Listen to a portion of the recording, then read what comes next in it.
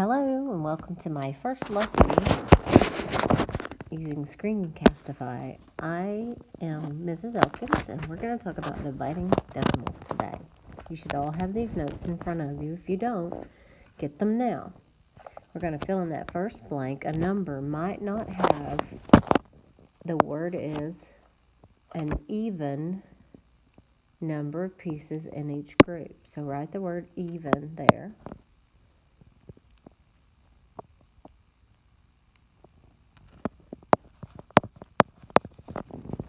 So it might not have an even number of pieces in each group. The directions say to divide the number of flowers into 5 groups.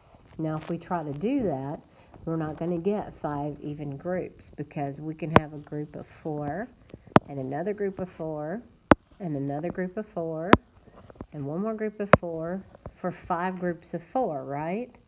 But then what about these guys? They're still left over. That would normally be a remainder.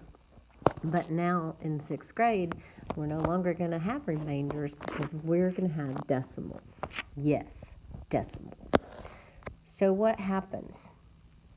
How can we represent the flowers that are not in a group? That's what we're going to do when we divide. So we have 22 flowers, in case you haven't counted, and we're dividing them into groups of 5. The first step to dividing would be, write this down, divide 5 into 2. Oh, it doesn't go. So we'll put a 0 above the 2, right? Second step, write this down, is to divide 5 into 22.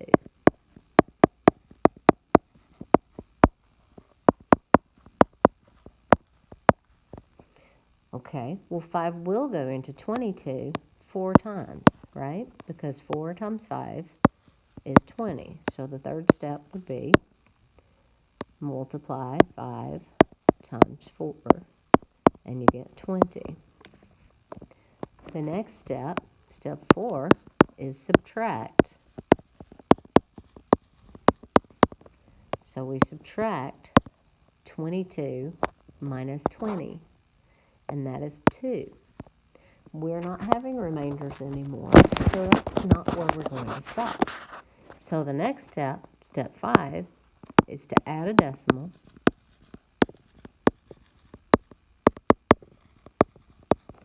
and a 0.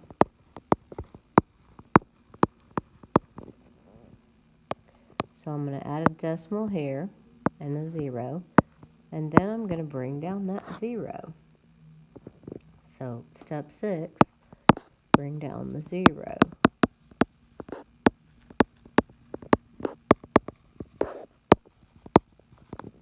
Okay, so that 0 goes here. 5 will go into 20. So we'll finish this off by dividing 5 into 20. So 5 will go into 20. How many times does 5 go into 20? Oh, 4, you say? And now we're done because we have a remainder of 0. There's just one problem with my answer right now because I forgot the most important step of all, which is to bring up my decimal. You always bring your decimal straight up into your answer. So now I'm going to give you a minute or so to try this first problem. We're going to divide 53 and 2/10 by 14. Okay, notice that 53 and 2/10 went inside the division representation. It's important that you do division in the correct order. Now what I do when I'm dividing with a decimal inside is I just go ahead and move it up to the top first thing before I even get started. So first I'll see if 14 will go into 5, and it doesn't. But 14 will go into 53 3 times. 3 times 14 is 42. Now I subtract, and I get 11. Then I bring down that 2. 14 just happens to go into 112 8 times, evenly. I'm done. I have my answer. 53 and 2/10 divided by 14 is 3 and 8/10.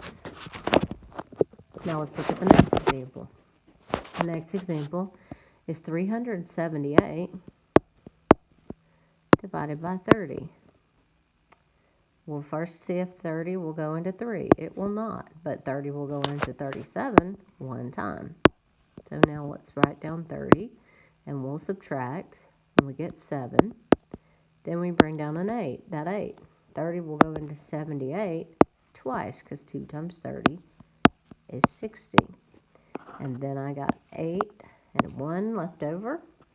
I can't stop there because I can't have a leftover. We no longer have remainders. Welcome to 6th grade. 180, because I added a decimal and a 0.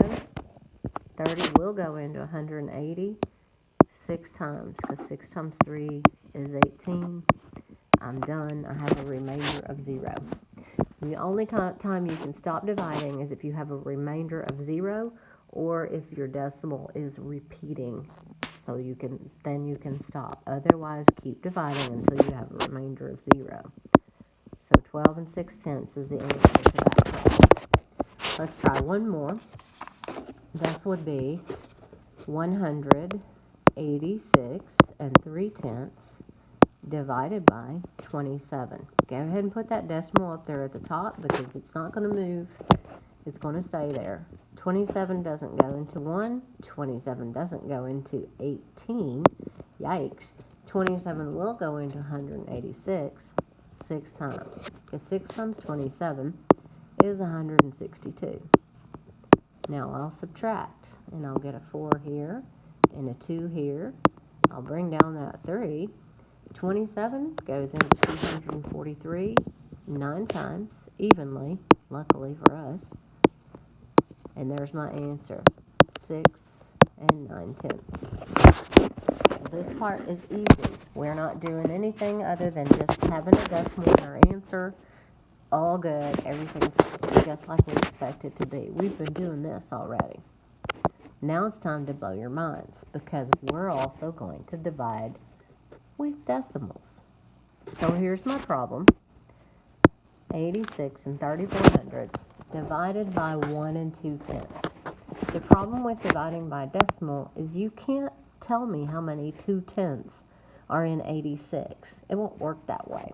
So rather than trying to figure out how many 2/10 are in 86, we're going to do something different. We're going to write this down. Oops. We're going to make the divisor, that's 1 and 2/10, a whole number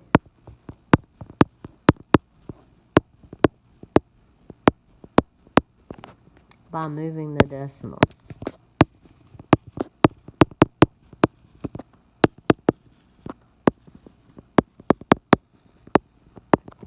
Okay, so I'm going to start my division problem over here. 86 and 34/100 divided by 1 and 2/10.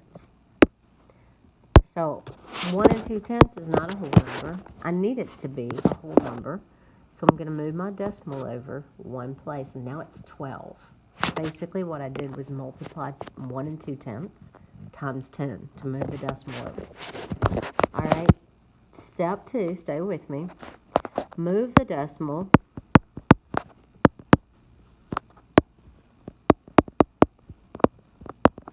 in the dividend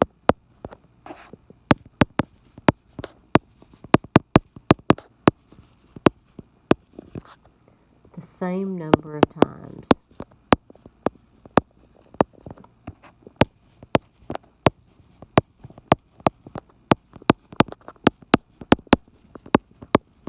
So going back to my problem that I wrote down, I moved the decimal here one time, So I have to move the decimal here one time. Let's go ahead and just put that up on top so we don't forget about it. Now my problem looks like 863 4/10 divided by 1 2/10.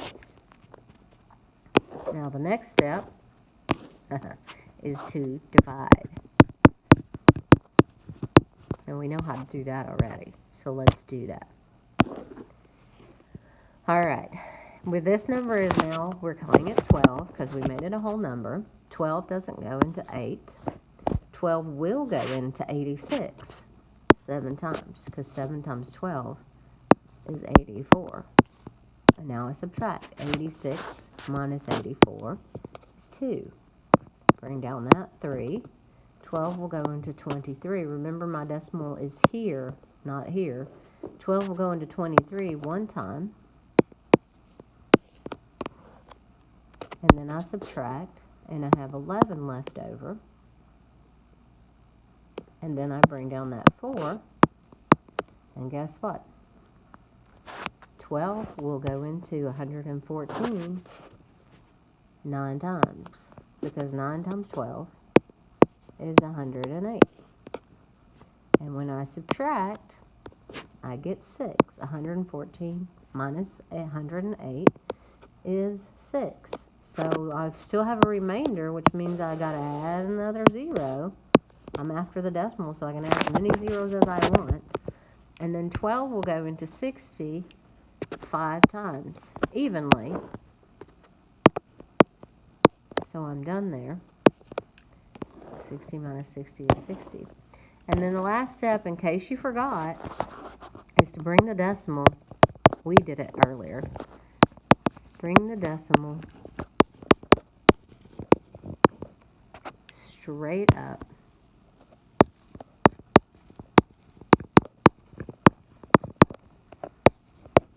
into the quotient. That's your answer when you divide. A little vocabulary there. All right, so I'm going to stop here and going to let you do some practice problems on your own. Try your hardest. If you have questions, hopefully someone can help you, and if not, we'll go over all of this again on Monday so that we can refresh your memory. Thanks for listening. Have a great day.